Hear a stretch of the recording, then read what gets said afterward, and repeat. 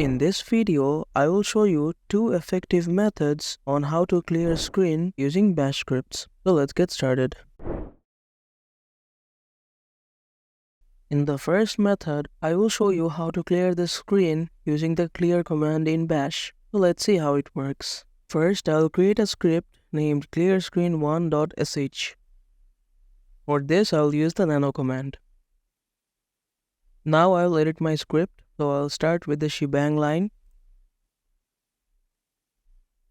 First, I'll write a print statement which will print press enter to clear the screen.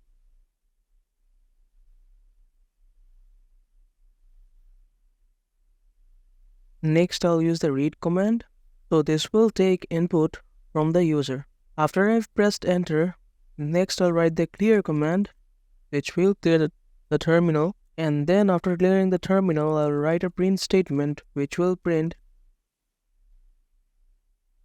Now my script is complete, so I'll save the script using Ctrl S and exit using Ctrl X.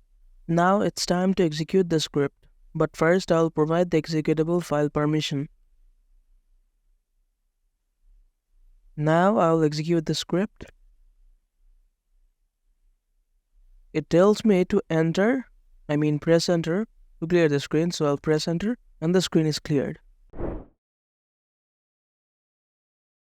Now I'll talk about the second method where I'll use cape characters to clear the screen. So let's see how it works.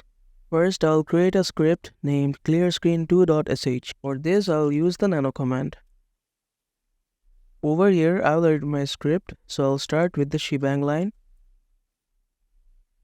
Now I'll write the escape sequence within printf command inside a string. So it will start with the backslash as all escape sequences do. Then I'll write the sequence which starts with 0, then 3C. This is the escape sequence which will clear my screen. Next I'll write a statement to show that the screen is cleared.